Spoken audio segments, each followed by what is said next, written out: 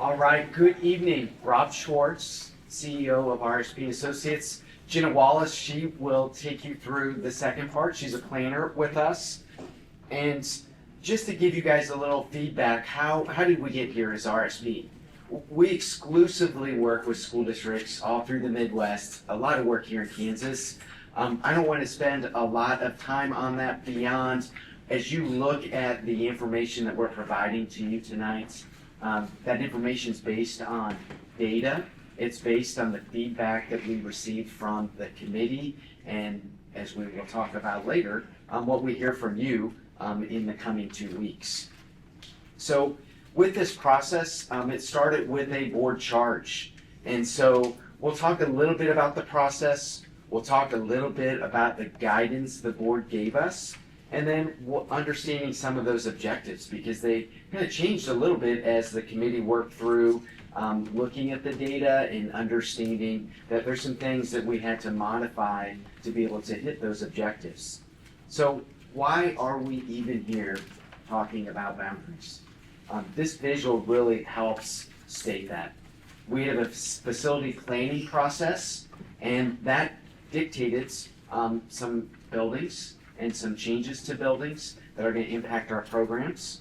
We have enrollment balance desired between buildings, and we'll talk about the high school. There's a difference between our high school buildings.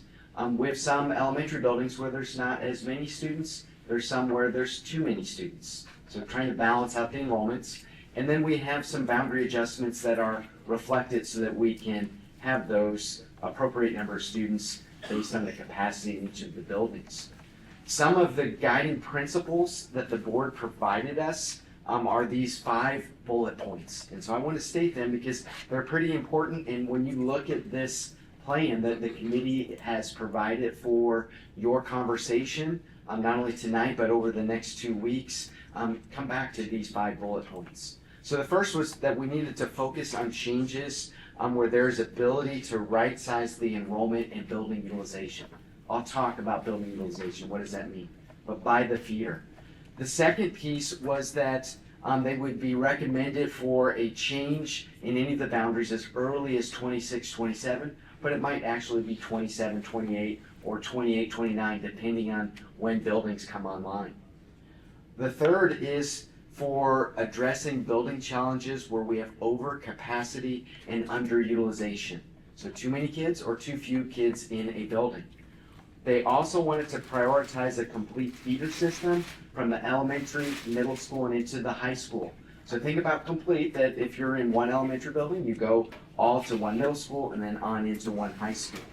And then the last piece that they had is they wanted to be sure that we follow the district class size guidelines. So that means if you're in a building that's let's say 2-section building, and now you would be in a 4-section building, meaning if there's 2 classrooms per grade at the elementary, now being 4, that you would have the same class size guidelines applied to you, whether it was 2 sections or a 4-section building.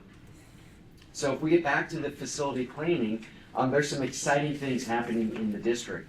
So we have a new elementary building, we have a new Argentine middle school building, and we have a new central middle school building, and there's additions that are happening at Sumner Academy. You can see the bullet points there about each of those facilities that provide enhanced, better opportunities for students throughout the district. With the enrollment balance, one of the highlights that the committee was focused on was what is the appropriate number of students at each of the buildings, but specifically it became clear at Wyandotte High School. So it's the building that has the most number of high school students, and so there's an imbalance between them and the other high school buildings. We talked about, right now there's about 1,900 students. Should it be closer to 1,600 students? And so we'll show you some visuals of what that looks like and why we landed on the plan that we're presenting to you this evening. With the boundary adjustments, the board had some criteria the committee needed to apply to any of the plans that we looked at, and the top 3 are listed here. So the first was this cluster feeder system, was ideally having a complete feeder. So when I was talking earlier, you're in the elementary building, how do you move on into the middle school and then into the high school, that it would ideally be complete. Right now it is not. The second objective was to have the right enrollment with the building utilization. So not too many kids, not too few kids in each of the buildings. The third piece was transportation. So trying to maximize the opportunities for students for walking, biking to facilities, as well as minimizing some of our negatives that may occur if you're on a bus or in a car. This is sometimes a challenge, right? Some of our buildings are really close to each other. Sometimes they're spaced out where we don't have students. So as we started to work through these options, it became clear that some things were more palatable than others. The process, just to give you where we've been, it started in April of this year. There's many colors on this process. I just really want to highlight what some of those colors are. So the blue is the Board of Education, and it basically the process started with them. It's going to end with them as well. We have the green boxes, which represent the committee that's been working on this task that the board has provided them. The yellow and the pink are RSP and the KCK staff looking at providing the context of the information that goes into understanding why a plan looks the way it does. This gets us to the most important color. That's the orange boxes. So last night and then tonight. This is the same presentation. So those of you who were here last night, you're probably close to being asleep at this point, but it's the same presentation we're providing last night as well as tonight. This page here highlights what the committee has done for the 6 meetings that we've had to this point, so you can understand how we have worked our way to this particular night to present information. As I move into part 2 of this presentation, this gives us some understanding of where we've been and where we need to go. So the first landing point is understanding building efficiency or capacity. And so everything is going to go back to what is the projected enrollment and then how does that relate to the buildings. And ultimately, when you look at any of our visuals, if a building is going to be over capacity, it's going to be highlighted in orange. If it's going to be under 70% utilization, it will be highlighted in green.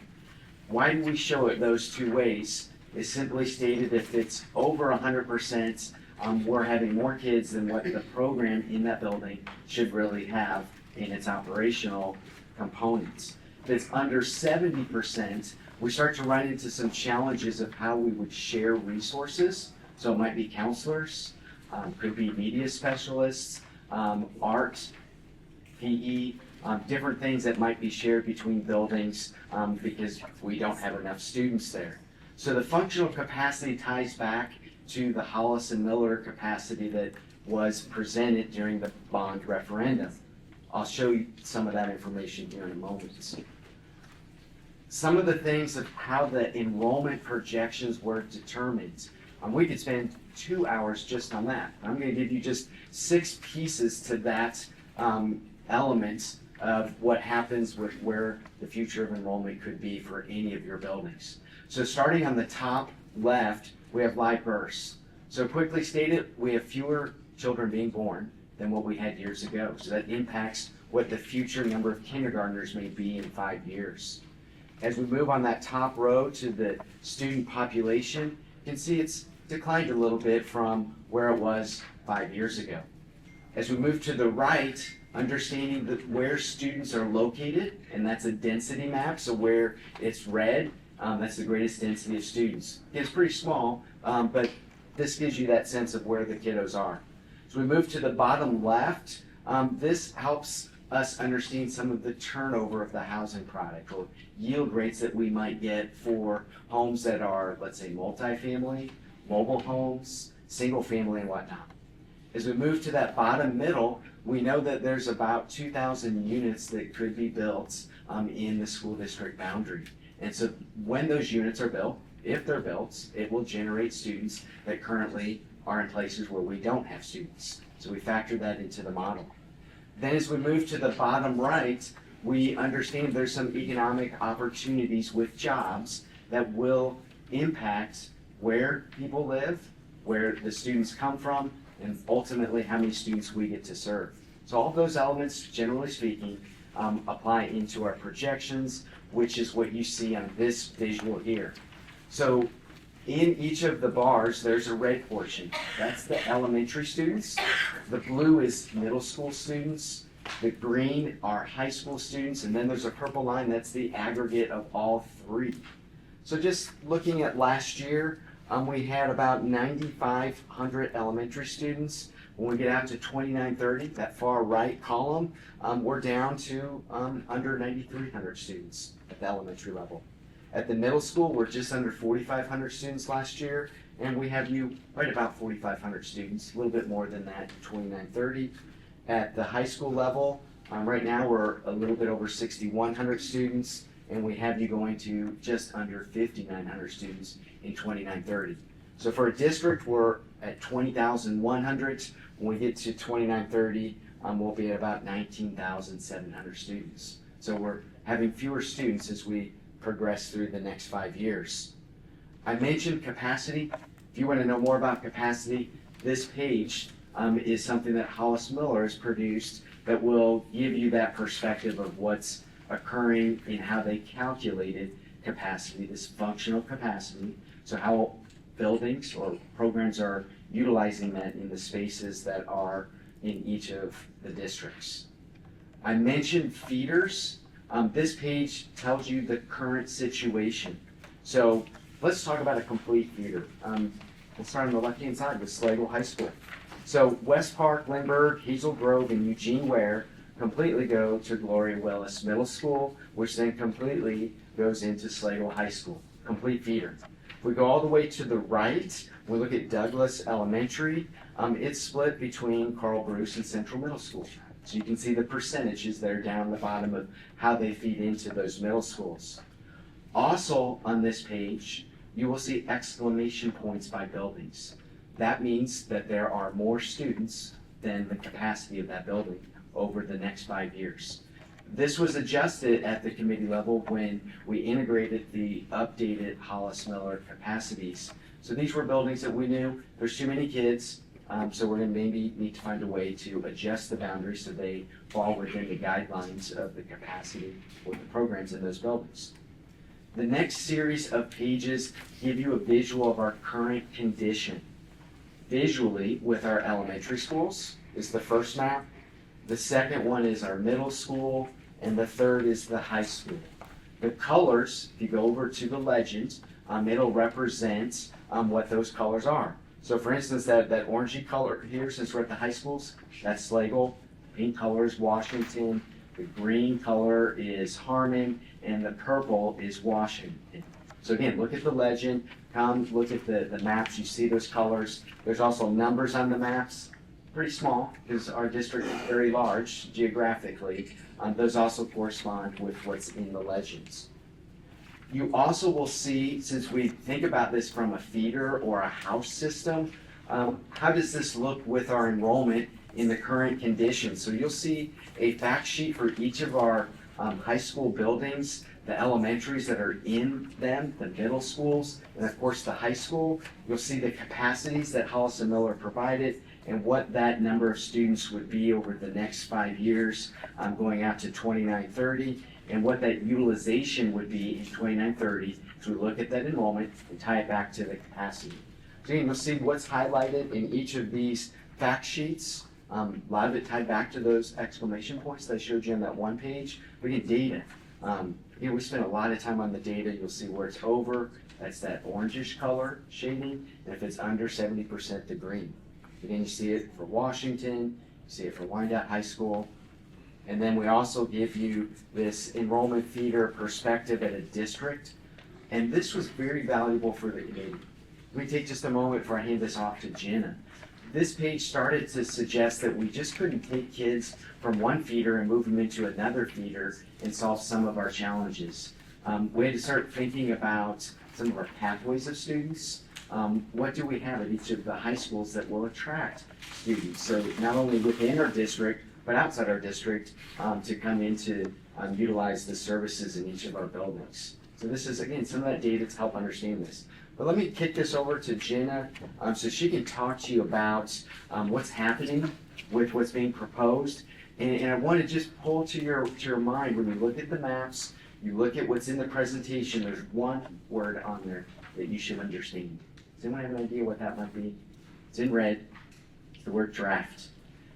And I'm pointing that out because the comments from last night, comments that you make tonight, and comments that you are able to put in on the survey that Jenna will talk about at the end, will have an influence on what the committee looks at, analyzes, and maybe modifies to whatever they push forward to the Board of Education. So Jenna, take them through this journey of how we got here. Thank you, Rob. Thanks for that foundation that really laid the groundwork for the committee. What I'm going to go through now is the details of the concept presented tonight. So starting off, introduction to the concept.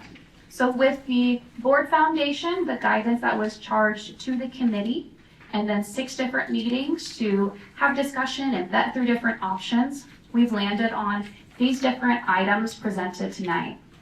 The number one thing in this plan is a implementation year of 27-28. So no changes at any of the levels are recommended until that 27-28 school year, when the new elementary and middle schools would come online. In this plan, we're also investigating the potential new elementary school. And so something that is highly still under discussion is what is the potential size of that new building. And if it's built large enough, do we combine not only Noble Prentice and Silver City, but also New Stanley Elementary boundaries. So something we want to hear your comments about, and then we're giving you an example of what that could look like. The next piece in the concept goes into some different boundary changes. So where we were over 100, where we were under 70%, trying to improve the balance at each of the levels. And then lastly, on a feeder adjustment change. So a feeder adjustment change means that we would be moving an entire elementary community. Instead of feeding to their same middle school and high school, they would feed into a different one. So for example, the Quindaro Elementary, they currently feed Carl Bruce into Wyandotte. They would still stay a Quindaro neighborhood, but instead change into feeding Gloria Willis and Schlegel High School. This would increase Schlegel and decrease Wyandotte. And so this first piece that I'll kind of discuss here is that Harmon feeder boundary, looking at the Noble Prentice, Silver City, and New Stanley zones. And so, like I just said, this is the part of the plan that is still most under discussion. And so what we're highlighting here is some information that we do know right now. And so the area that's in that yellow highlighted is those 4 current boundaries: Noble Prentice, Silver City, New Stanley, and Emerson.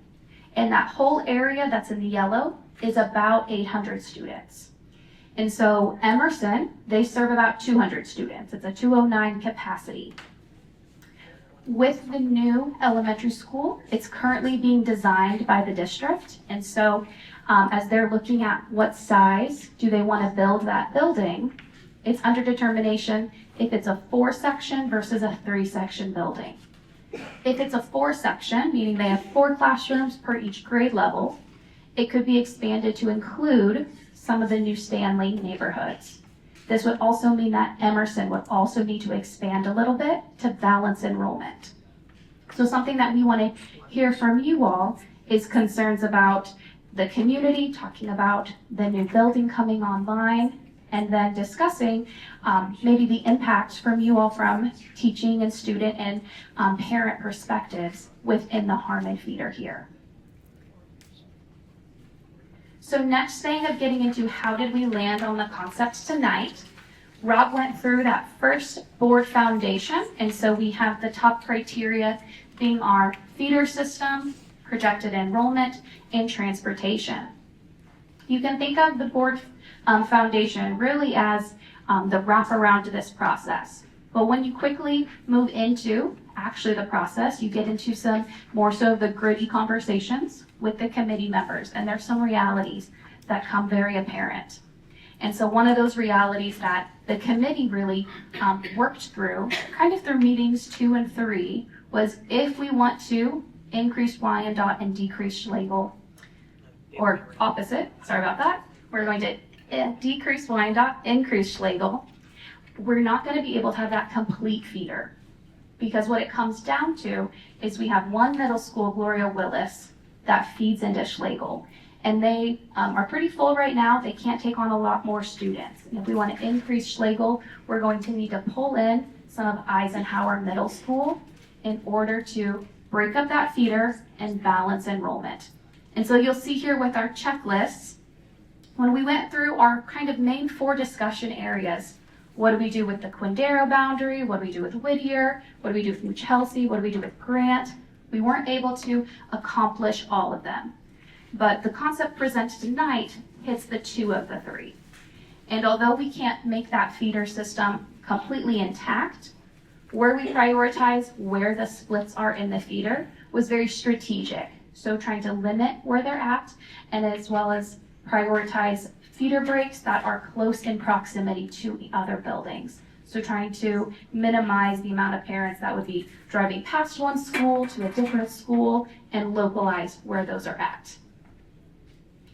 And so, like I said, once the committee really got into those discussion areas, these 4 main objectives really became apparent. How do we decrease Wyandotte, targeting less than 1,600 students? How do we increase Schlegel to over 1,000 students? How do we maintain as complete of a feeder as possible? And then how do we disrupt the fewest amount of students? And so similar, where we have these different options that we considered, landing on the option tonight was the only way we hit all 4 of these boxes. We're able to decrease Wyandotte to around that 1,550 number, increase Schlegel, have balance within our middle schools, and then improve that feeder and transportation outlook of our elementary schools. And so getting into the concept here, it's pretty small in your packets, and that's why we have 4 different stations of large maps that we're going to break out to. What you'll see on these large maps, as well as your packets, the solid colors represent the proposed boundaries in this concept, and the dotted lines illustrate the current boundaries. So where a solid color extends past the dotted line illustrates where there would be a change in the boundary. So over here in the Washington cluster, we have some adjustments between Lowell Bruni and Stony Point North, having to have a better balance between our schools there. You'll see some different changes in about every cluster of the district. This is a comprehensive adjustment. The biggest change on your elementary boundary is down in the Harmon feeder. And so in this case, because we're still under discussion for that size of the new building in that community, what we showed in the concept is illustrating what it could potentially look like if New Stanley, Noble Prentice, and Silver City were all combined and distributed between the new elementary and Emerson Elementary. In this case, it's easier to have a discussion of what it could look like, knowing we can more so easily go back to those current boundaries rather than not showing you what it could potentially look like. And so that's what we're illustrating here. It's completely under draft and just for feedback to get tonight, as well as that survey. For the middle school map, similar with your solid colors, dotted lines being the current boundaries. In this case, the biggest changes you'll see is within the Eisenhower and Gloria Willis boundaries. And so the Quindaro boundary moving over into Gloria Willis. This would relieve them out of Carl Bruce, adjusting so that balance between Central and Carl Bruce is achieved. The other primary change here is a swap of feeders for the Grant elementary boundary and the Whittier elementary boundary. What we're showing here is more of a logical boundary for the Central and Wyandotte cluster that utilizes Central Avenue. And so Grant Elementary, that is more north than Whittier, would move into the Central and Wyandotte cluster. Whittier moving south into the Harmon cluster. And you can see that represented on your high school map as well. So these middle school and high school maps, they really line up trying to prioritize that feeder, where in this case, Whittier coming down, Grant coming up, and Quindaro coming over.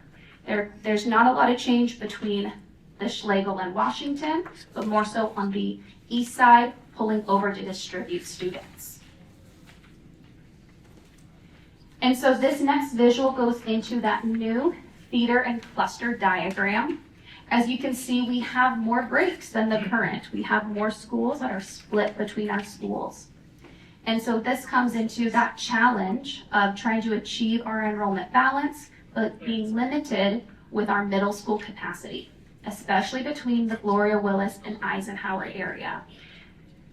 And so since this was a priority of the board, we have a couple slides that go through each of those breaks. And so for the first feeder split here, we're looking at Hazel Grove Elementary. Hazel Grove currently completely feeds into Gloria Willis and then into Schlegel.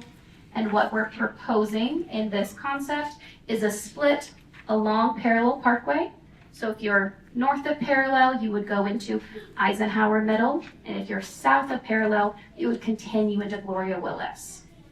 This gives Gloria Willis a little bit more room for some other areas to get pulled into that boundary. Similar for the Wellborn boundary, we're using Georgia Avenue as the break.